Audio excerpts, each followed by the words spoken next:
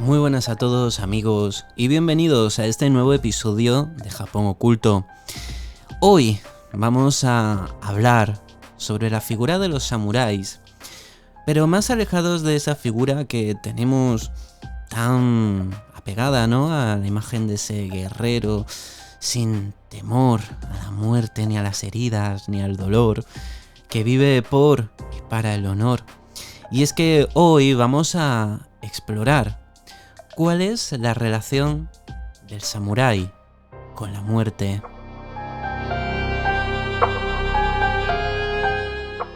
¿De verdad eran tan valientes? ¿De verdad se lanzaban a hacerse el seppuku o el harakiri a la primera deshonra que cometían? ¿Eran de verdad tan fieros y tan poco temerosos de morir en el campo de batalla? Pues todo eso lo hablaremos hoy. Yo soy David Vargas y esto es Japón Oculto. Comenzamos.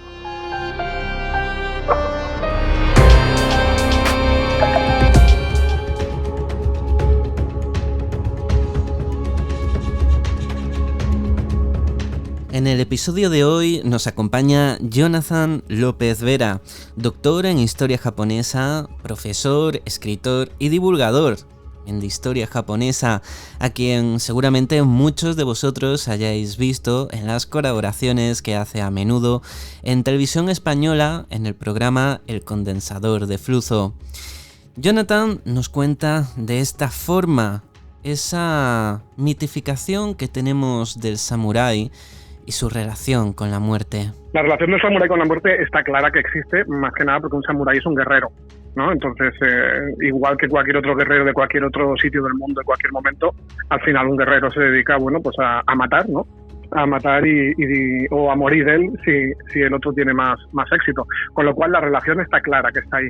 Pero sí que es verdad que en todo lo que es la ficción siempre se le ha dado, por ejemplo, a todo el tema del suicidio, ¿no?, del harakiri o seppuku, siempre se ha exagerado mucho en la ficción. Es decir, parece que se suicidaban por cualquier motivo, ¿no?, y a todas horas, cuando no es así. Es decir, a los japoneses, a los samuráis en concreto, tampoco les gustaba morirse. Eso está muy exagerado por la ficción. De hecho, al final, los samuráis, ellos en su filosofía, lo que sí que es verdad es que no se intenta promover la idea de que no hay que temer a la muerte, pero claro, de no temerla de cara a poder entrar en combate dispuesto a todo, etcétera, a suicidarse a la mínima de cambio, pues hay un trecho. Con lo cual, sí, como la mayoría de aspectos relacionados con los samuráis, pues la ficción, el cine y compañía, pues lógicamente ha hecho mucho por romantizarlo y por exagerar algunos aspectos. Porque claro, si se iba a la batalla, ¿no?, si por lo que fuera se sobrevivía a una batalla, a un duelo, no era una deshonra, ¿no? Sobrevivirlo, no, por supuesto. O sea, lo más deshonroso para un samurái era perder una batalla, fuese muriendo o sin morir. Es decir, al final los samuráis, sobre todo lo que valoraban como guerreros que eran las victorias. La forma de la ideología samurái o la forma de afrontar las batallas, al final, es muy resultadista. Lo importante es ganar la batalla. Lo que sucede es que muchas veces se nos ha puesto, por la ficción y un poco por todo el mito samurái, se nos ha metido un poco la idea de que no solo había que ganar las batallas, sino que había que ganarlas pues con unas ciertas reglas morales o éticas, etcétera, ¿no? Y lo que sucede cuando estudiamos la historia pura y dura a través de los documentos es que lo que nos encontramos es completamente distinto. Lo importante para ellos era ganar la batalla, no era tan importante cómo se había ganado. Es decir, al final de una batalla, por ejemplo, si tú eras un samurái, al final de la batalla, si habías sobrevivido, lo que tú llevabas ante tus superiores para que vieran lo bien que lo habías hecho eran las cabezas de los enemigos a los que habías abatido.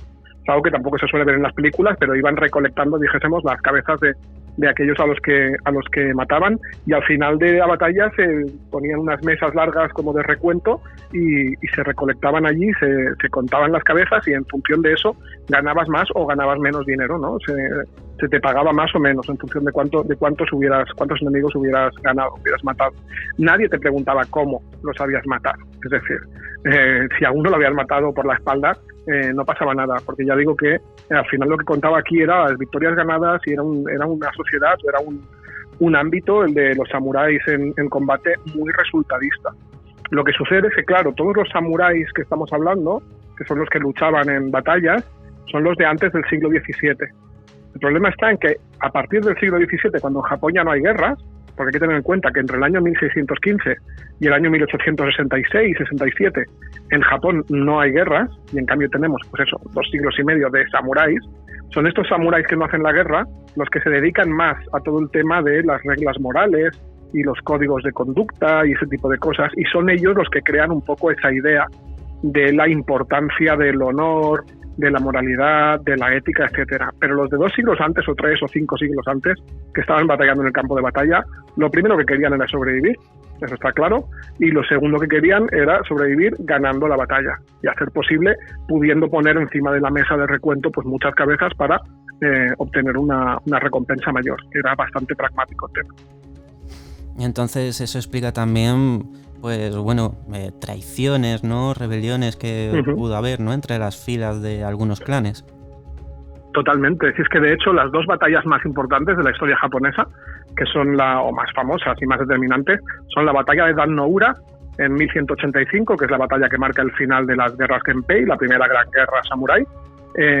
Tanto esa batalla como la famosa batalla de Sekigahara en el año 1600, que es en la que Tokugawa Ieyasu se hace con el control del país y a partir de ahí establece el último gran gobierno samurái. Esas 2 batallas, las 2, se deciden porque hay un momento en el que alguien cambia de bando.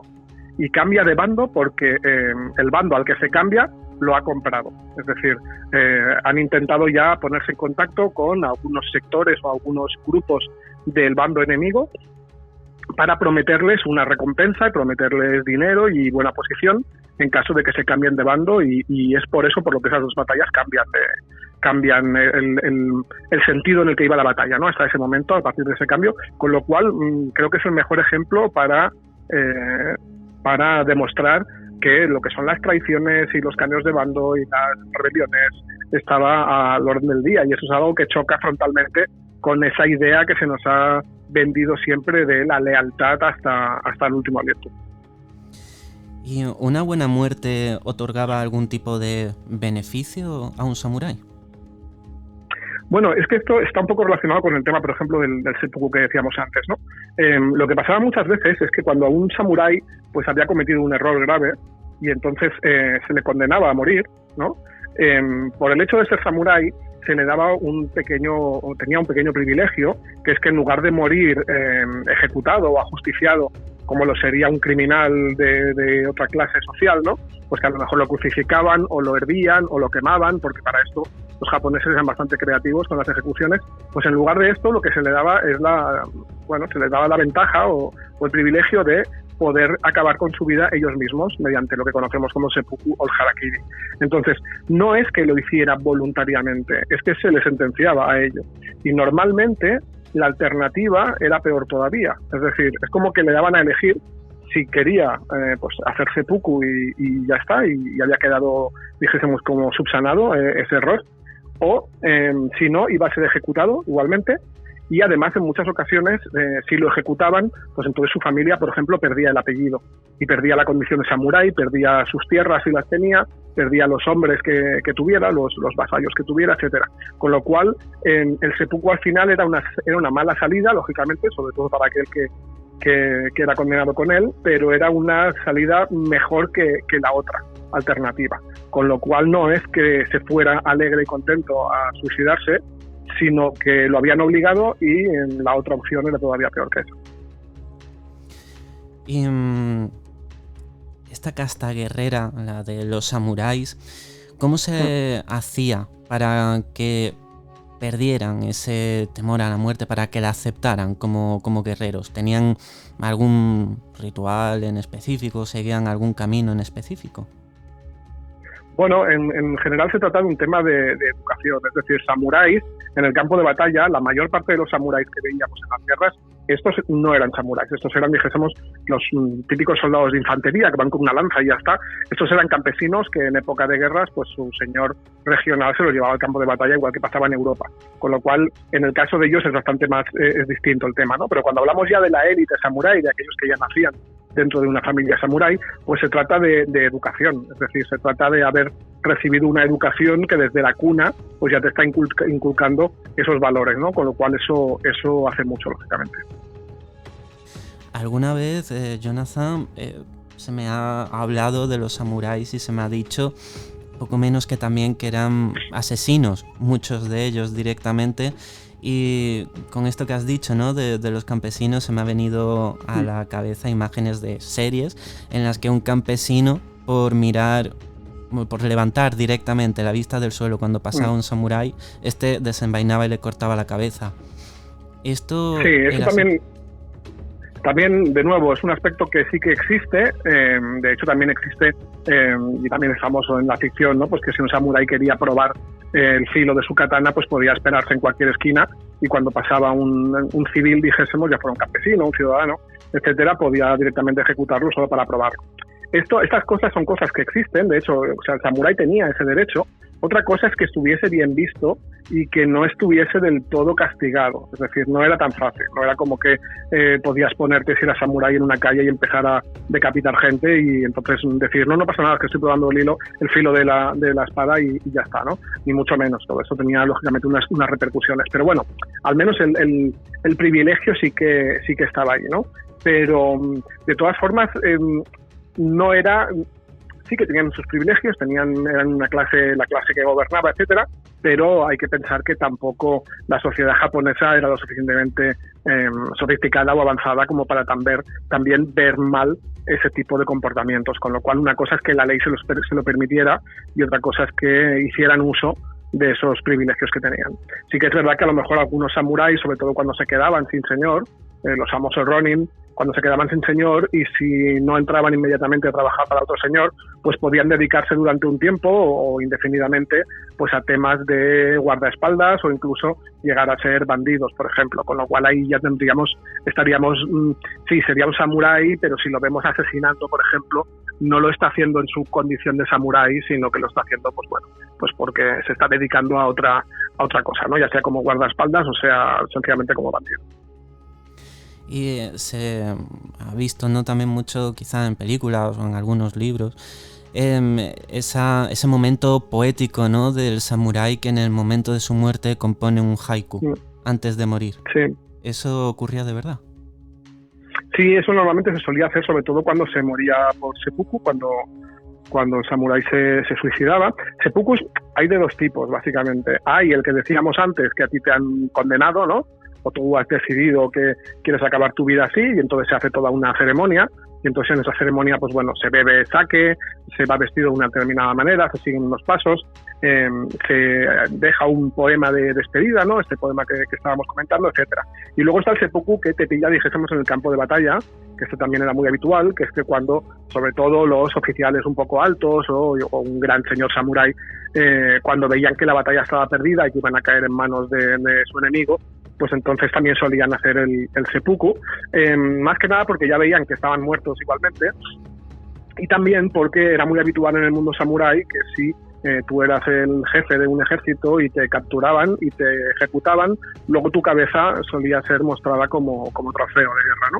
Con lo cual eso se consideraba como una humillación. Por lo tanto, lo que se solía hacer en esos casos es que este gran señor samurái pues se hacía seppuku y cuando su ayudante le cortaba la cabeza, que es como acaba siempre el seppuku para acabar con el sufrimiento, pues nuevamente esa cabeza, entonces alguien de su propio ejército la agarraba y se había disparado con un caballo o lo más rápido que pudiera para que el enemigo no pudiera capturarla, o incluso le ataba unas piedras y la tiraba en el río o en algún lago para que el enemigo no la pudiera capturar y no pudiera exhibirla como un trofeo. Así que hay como estos dos tipos de seppuku. En el caso del segundo que decimos, el que te pillaba en el campo de batalla y se hacía con prisas, pues aquí no era tan habitual que te diera tiempo a dejar un poema de despedida, pero en el otro, en el que era más ritualizado y más como todo un protocolo y una ceremonia, pues ahí sí que era habitual hacerlo. Pues vemos que también el mundo, ¿no?, del Japón samurái, bueno, más antiguo, ¿no?, de aquellos tiempos, era pues también muy terrible, ¿no? Porque entre las costumbres de decapitar a los enemigos para exhibir sus cabezas, entre, bueno, que el samurái podía asesinar a los campesinos, era que la muerte estaba muy presente, ¿no? Parece, y además de forma un poco macabra. Sí, sobre todo en algunas épocas. Tengamos en cuenta que, por ejemplo, entre 1467 y 1603, es decir, prácticamente un siglo y medio, Japón estuvo inmerso en una situación de guerra absoluta. Un siglo y medio de guerra es muchísimo tiempo. Con lo cual, durante mucho tiempo dijésemos que, pues eso, la muerte o la violencia estaba un poco a la orden del día, con lo cual vemos eso un poco en todos los niveles de la vida social. Y de la misma forma, cuando a partir de 1615 ya no hay ninguna guerra, pasa todo lo contrario. Es cuando vemos que Japón, por ejemplo, florecen todas las artes, ¿no? La ceremonia del té, cosas que ya existían, pero que en ese momento es cuando se potencian, ¿no? La ceremonia del té, la pintura, la poesía, el teatro kabuki, todo ese tipo de cosas, ¿no? Florecen en una época de paz. Pues lógicamente una época de guerra absoluta no está para ese tipo de cosas, y en cambio pues cosas como la muerte, como la violencia, pues están mucho más a la orden del día y están mucho más en el día a día de toda la sociedad. Pues Jonathan, muchísimas gracias por haber venido al programa, por concedernos este rato de tu tiempo. Es un tema apasionante. Nada, gracias por invitarme. Gracias por invitarme, un placer.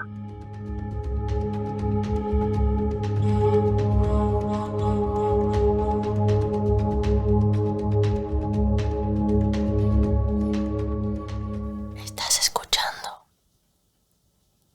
Japón Oculto.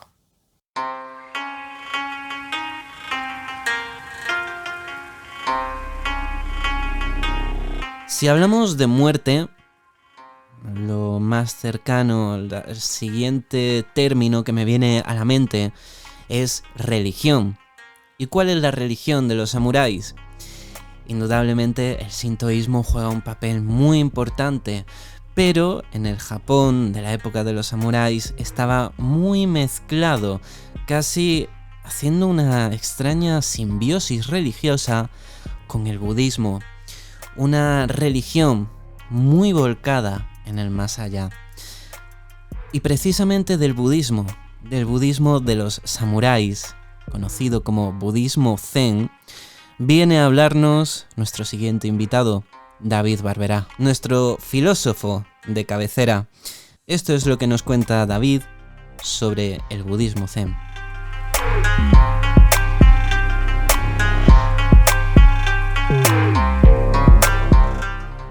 Hay dos cuentos que reflejan muy bien lo que significa la muerte para el budismo zen.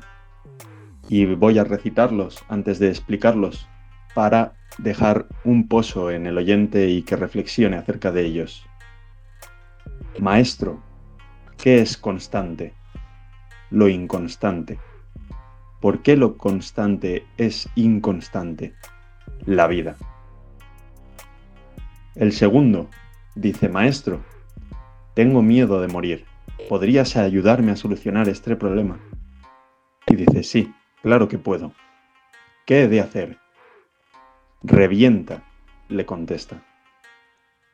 Es decir, muere para no morir. Anula el ego. Anula el yo individual. Lo único que existe es la muerte del individuo. La totalidad, la vida, no tiene fin.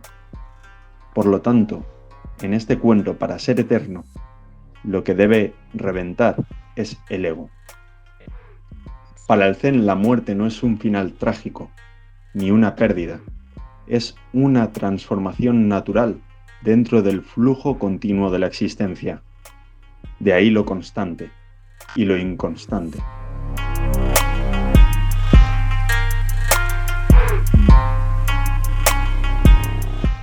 De hecho, en el Zen no hay una especulación clara, referencias metafísicas sobre un más allá o un cielo, como entendemos aquí en Occidente.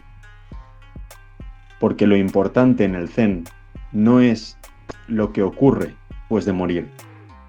Nunca se especula en el budismo zen. Lo importante es cómo vives en este momento. El zen se centra en la atención plena, para que incluso el momento de la muerte pueda ser enfrentado con presencia, serenidad, sin apego.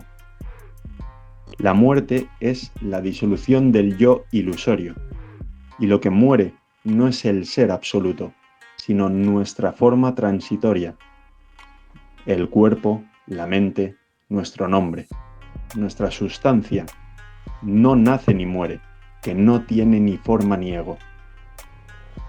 Muchos koan, muchas paradojas meditativas, muchos cuentos, enfrentan al practicante con este hecho de morir, pero precisamente para disolver el apego hacia el pensamiento dual. Hay un koan muy concreto que viene a decir: ¿quién eres antes de que nacieran tus padres?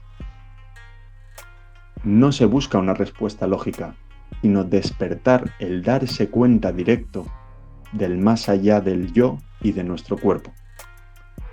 Así que el Zen nos enseña a morir en vida, a soltar el ego, a soltar lo que somos, lo que construimos, los deseos, las posesiones, la forma. Y al hacerlo, se vive con más ligereza, porque el ser se vuelve libre.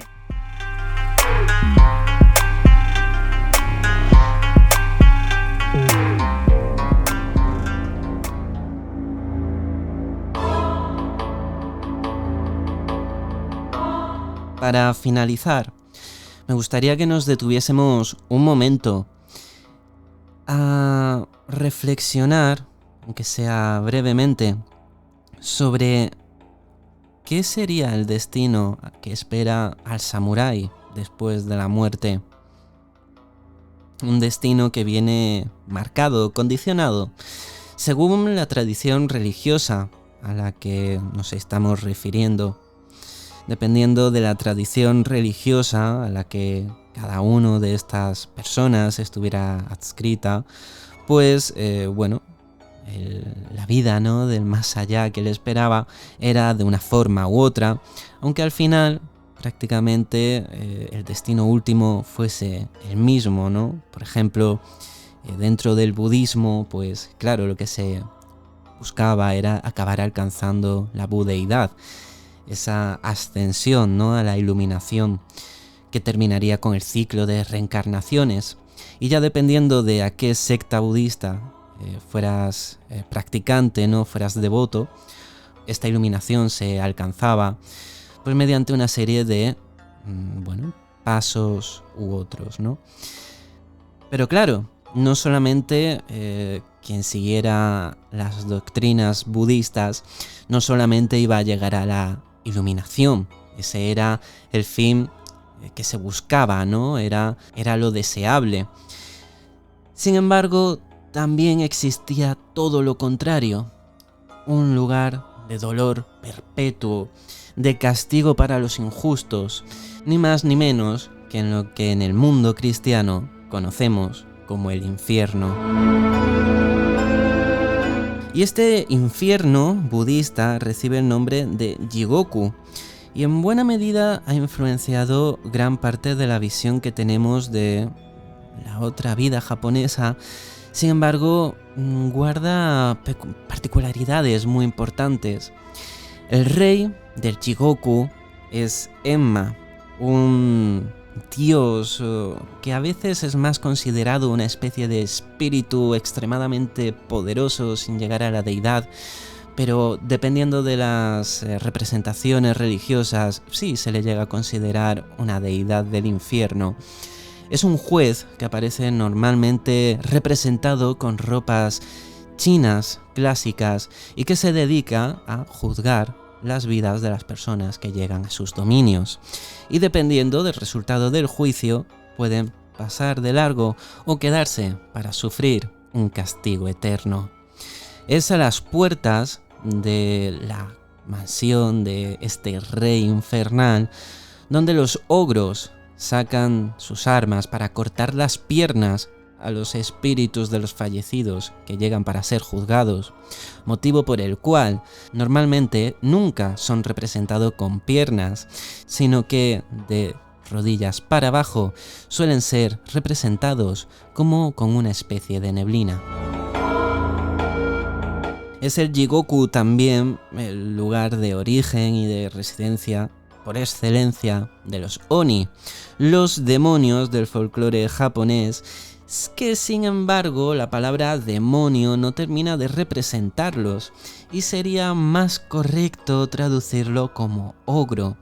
Y es que entendemos que el demonio es un ser malvado por naturaleza, una cualidad que el Oni muestra a menudo, pero no siempre, habiendo excepciones de Oni que se han portado bien con los humanos y que han llegado a salvar aldeas enteras, haciendo pues que adquiera un papel más pues como un ogro, ¿no? Que normalmente es malo, pero que pues tiene una posibilidad de alterar su comportamiento. El Jigoku, un lugar representado constante deflagración, un infierno muy parecido al que entendemos nosotros en Occidente, que no se parece en nada, curiosamente, al inframundo que propone la otra religión con la que convive el budismo en Japón, el sintoísmo.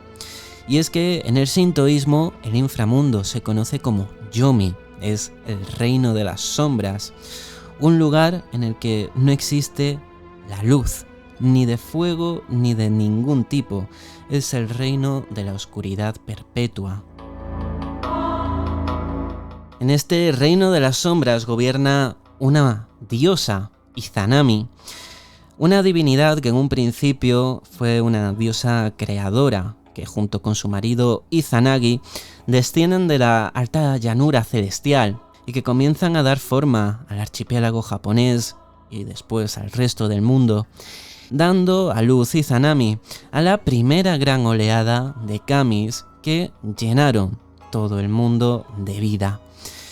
Sin embargo, al dar a luz Izanami al kami del fuego, Izanami muere en el parto, descendiendo de esta forma al Yomi en uno de los pasajes más tristes y desoladores de la mitología japonesa, guardando muchas similitudes con el mito de Perséfone que encontramos en la mitología griega, llegando incluso Izanagi, su marido, a bajar al inframundo, al Yomi, para intentar rescatar a su esposa, algo que sale tremendamente mal.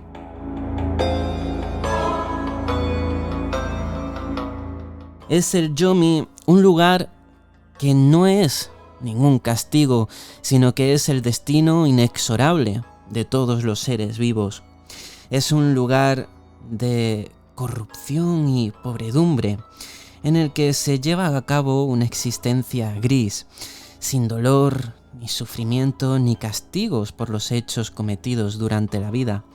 Es simplemente el reino en el que moran los muertos, quienes siguen con sus vidas en el más allá, tal y como lo hacían durante su vida de mortal.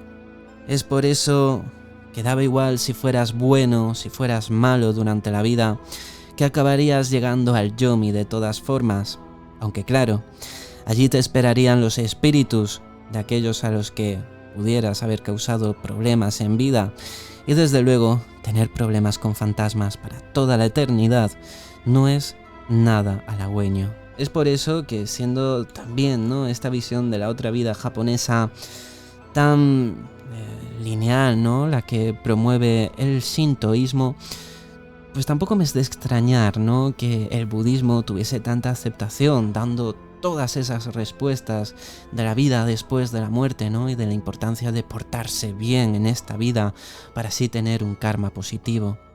Sea como fuere, también el Yomi me parece terriblemente interesante como idea de más allá, y que me recuerda también mucho a ciertos testimonios de personas que han vivido experiencias cercanas a la muerte y que han contado cómo pues la divinidad con la que se encuentran al hacer un repaso, ¿no?, de sus vidas, pues realmente si el arrepentimiento de la persona al darse cuenta de sus acciones, pues llega a ser, ¿no? A darse cuenta de lo que ha hecho, pues puede acceder a esa otra vida, ¿no? En la que sigue viviendo. Entonces, bueno, me parece bastante interesante. No sé a vosotros qué os parecerá o si ya conocíais algunos de estos otros mundos. Eso ha sido todo por hoy. Yo soy David Vargas y esto es Proyecto Japón Oculto. Hasta la próxima.